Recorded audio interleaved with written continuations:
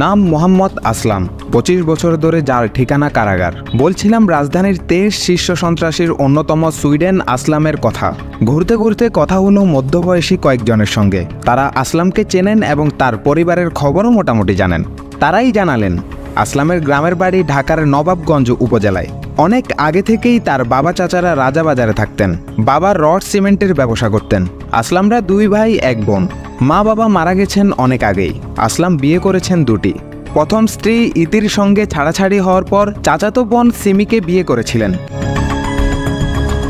তবে তার কোনো সন্তান নেই। ছোট ভাই জাকির কলকাতায় থাকেন। কালে বজ্রে দেশে আসেন। ছোট বোন স্বামী সন্তান নিয়ে তেজতুরিপাড়ায় বসবাস করেন।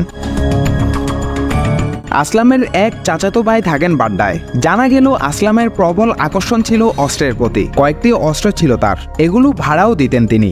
একবার তার ছোট ভাই গোয়েন্দা পুলিশের হাতে ধরা পড়েছিলেন অস্ত্রসহ। ওই ব্যক্তিরাই জানালেন রাজাবাজারেই আছে আসলামের দ্বিতীয় স্ত্রীর বাবার বাড়ি। আসলাম গ্রেপ্তার হওয়ার পর 23 বছর পর্যন্ত তার ফিরে আসার অপেক্ষায় ছিলেন তিনি। এক সময় হাল ছেড়ে বছর 2 আগে আবার বিয়ে করেছেন। আসলামের বিরুদ্ধে প্রথম হত্যা মামলা হয়েছিল 80-র দশকে। রাজাবাজারে নাজনীন স্কুলের ভেতর দিন দুপুরে শাকিল নামের এক কিশোরকে কুপিয়ে হত্যার ঘটনায় ওই মামলা হয়। শোনা যায় প্রেমিকাকে উত্ত্যক্ত করার জেরে ঘটেছিল ওই হত্যাকাণ্ড। এরপর ধীরে ধীরে হয়ে ওঠেন ঢাকার অন্ধকার জগতে অবৈধ কয়েকটি অত্যাধুনিক অস্ত্রের মালিক। সন্ত্রাসী হলেও এলাকার উঠতি তরুণ কিশোরদের মাঝে তার বেশ জনপ্রিয়তা ছিল। জানা যায় তিনি তাদের ব্যবহার করতেন অস্ত্র রাখা ও বহনের কাজে। রাজাবাজার ও পাশের এলাকার 2 ব্যক্তি দৈনিক সমাচারকে বলেন 90-এর দশকে তারা মাধ্যমিকে পড়তেন। কিশোর বয়সের দোষে আসলামের হিরোইজ তাদের ভালো লাগত। তাই তার কথা শুনে অস্ত্র নিজেদের বাসায় রাখতেন এবং তার নির্দেশ অনুযায়ী বিভিন্ন স্থানে নিয়ে যেতেন। পরে বুঝেছেন তখন অন্যায় করেছেন, ভুল করেছেন। এরকম আরও 3 জনের সঙ্গে কথা হয়।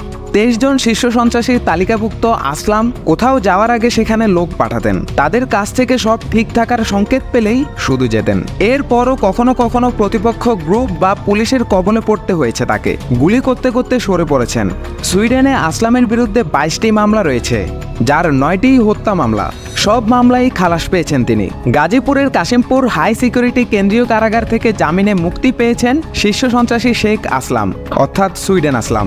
মঙ্গলবার 3 সেপ্টেম্বর রাত 9টায় তিনি ওই কারাগার থেকে বের হয়ে যান। বুধবার 4 সেপ্টেম্বর সকালে এই তথ্য নিশ্চিত করেছেন হাই সিকিউরিটি কেন্দ্রীয় কারাগারের জেলার লুৎফুর রহমান। কারা কর্তৃপক্ষ সূত্রে জানা গেছে শেখ আসলামের জামিনের কাগজপত্র মঙ্গলবার কাশিমপুর কারাগারে পৌঁছায়। পরে কারা কর্তৃপক্ষ সেই জামিনের কাগজ যাচাই বাছাই করে রাত 9টায় তাকে মুক্তি দেয়। তিনি স্বজনদের সঙ্গে কারাগার থেকে বের হয়ে যান। শেখ আসলামের বিরুদ্ধে সর্বশেষ মামলা হয় তেজগাঁওয়ের যুবলীগের নেতা গালিব হত্যার ঘটনায়। 1997 সালের 23 মার্চ গালিব খুন হন। এই ঘটনায় আসলাম সহ 20 জনের বিরুদ্ধে মামলা হয়। 1998 সালের 8 এপ্রিল অভিযোগপত্র দেয় পুলিশ। বর্তমানে মামলাটি বিচারাধীন। এই মামলার 24 জন সাক্ষীর মধ্যে এ পর্যন্ত পুলিশ মাত্র 14 জনকে আদালতে হাজির করতে পেরেছে। ওই মামলায় জামিন পেয়ে কারাগার থেকে মুক্তি পেলেন শেখ আসলাম। শাহরিয়ার তৌসিফ, দৈনিক সমাচার, ঢাকা।